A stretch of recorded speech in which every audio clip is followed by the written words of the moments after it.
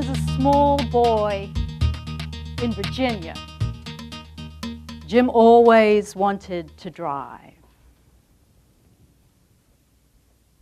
I was fascinated by my father's cars, which he replaced every 3 years. Dad was always the driver, but I knew that one day I would step into his shoes, disappear over the next hill, and drive with the windows down and the radio turned up loud.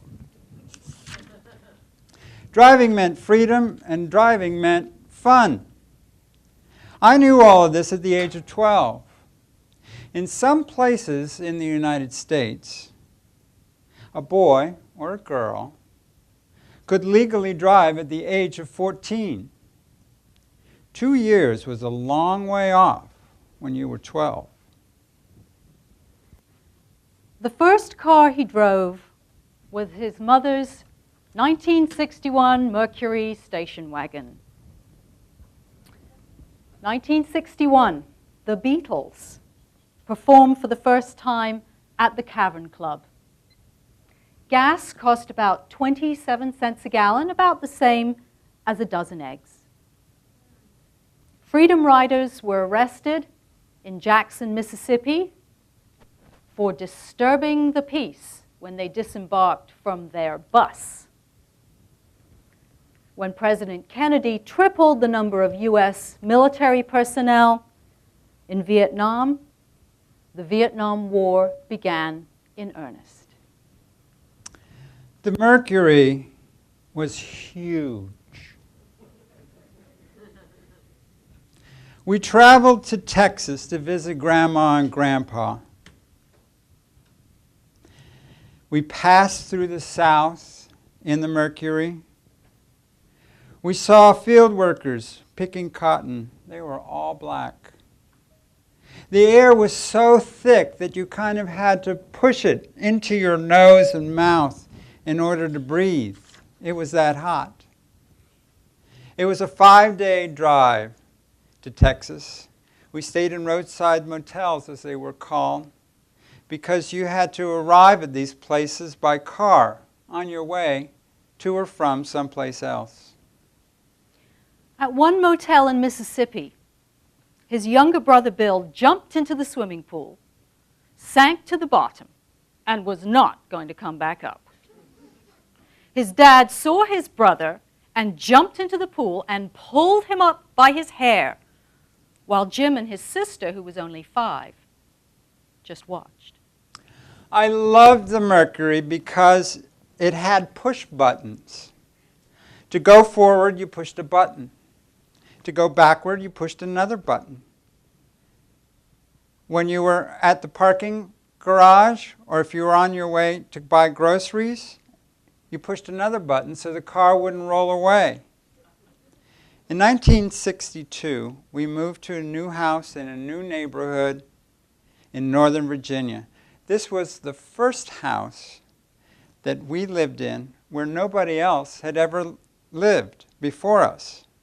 It was a split foyer house, meaning that you entered the front door and you could go up to the living room, kitchen, bedroom world, or you can go down the stairs to the rumpus room, laundry room, and the storage space where Fluffy, the bunny, lived. We had an intercom that was also a radio so that Mom could call us from the kitchen for dinner, which she made while listening to the soothing sounds of Pat Boone and the Mantovani strings. This was the last house that we lived in as a family. Later, the family would fall apart. Dad had a new Plymouth. Mom still had the Mercury station wagon.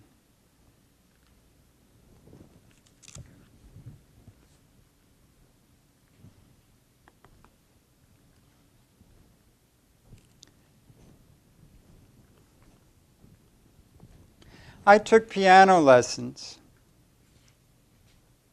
weekly on Saturday in a house in an adjacent neighborhood. Over time, Mom had gotten tired of driving me there. After all, I was 12, so she let me drive myself the 2 miles to my lesson.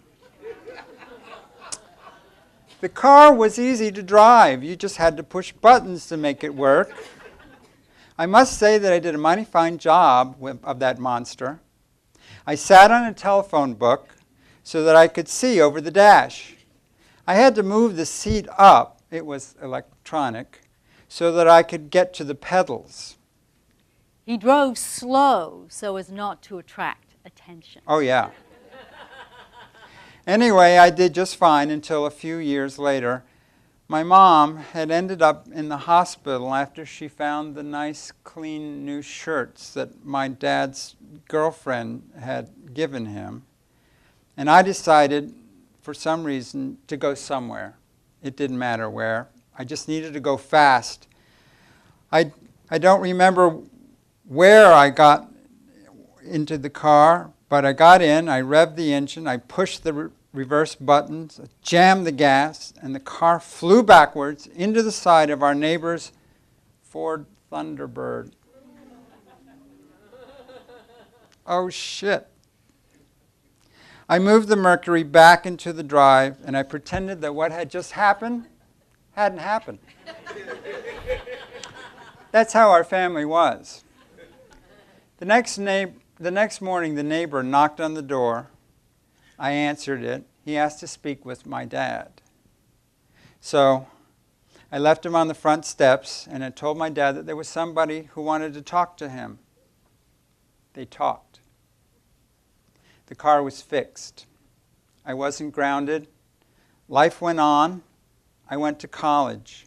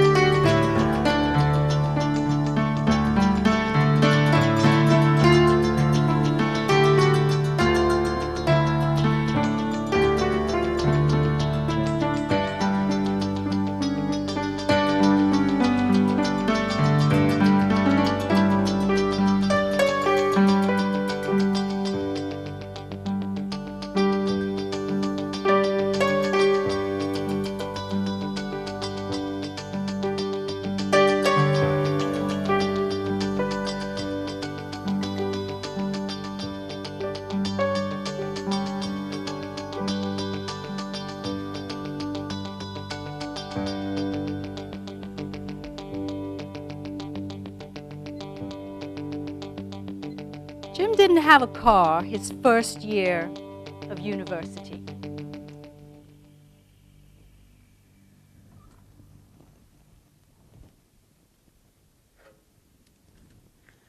I was so anxious to leave home and go anywhere.